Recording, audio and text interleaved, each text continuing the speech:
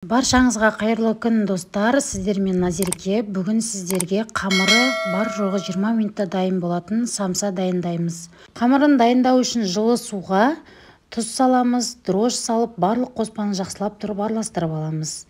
Електен өткізілген ұнымызды бір бөлігін салып, қасықтың көмегімен влажный болғанша араластырып алыңыздар. Содан соң барып қалған ұнымызды салып, жұмсақтау қамыр илеп шығамыз. Қамырды өте сондай ұзақ илеңіздер, сонда жайған кезде сіздерге өте ыңғайлы болады. Толық илеп болғаннан кейін қамырымызды сәл жұмсақтау болады. Столдың үстіне ары-бері ауруды ұмытпаңыздар. Содан кейін ішіне қайырып қамырдың иін қандырамыз. Иі қанған қамыр өте сондай бір керемет жайылады, сіздерге де ыңғайлы болады. Мінекей, үстінен қайтадан тағы да 3-4 рет басып, қамырмен сәл ғана жұмыс жасауды ұмытпаңыздар. Қамырдың өзі видеода көрсеңіздер өте ыңғайлы, жұп-жұмсақ, үлпілдек болып тұр. Және құрамында дрожж болғандықтан бір ары кеткенде 20-15 минутқа демалдырып қойыңыздар. Қамыр міндетті түрде қатты көтерілу шарт емес. Тек 10-15 минут тұрса жеткілікті.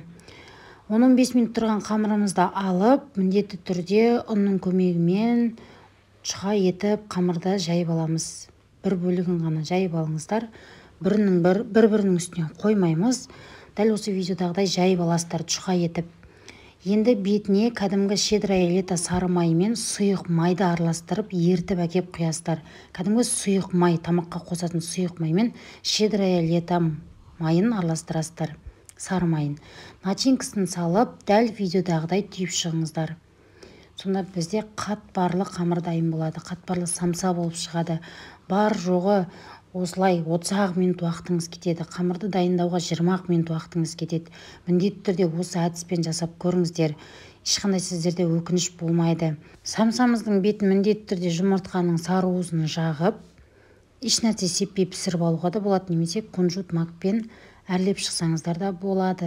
Оның барлығы өзіңіздің қалауыңыз бойынша.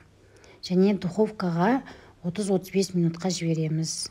Қараңыздар, қатпарлы, қытырлақ самса болып шығады. Бар жоғы жарты сағат қана уақытыңыз кетеді. Сондықтан жасап көріңіздер. Асқабақпен жасасаңыздар да дәмді болып шығады. Қазір асқабақтың сезоны ғой, сондықтан дәл осы әдіспен жасап, достарыңызға жіберіп, дәл осы видеоны қолдап қойыңыздар. Каналға жазылып, мені қолдап қойсаңыздар болады. Келесі видеода кездескенше.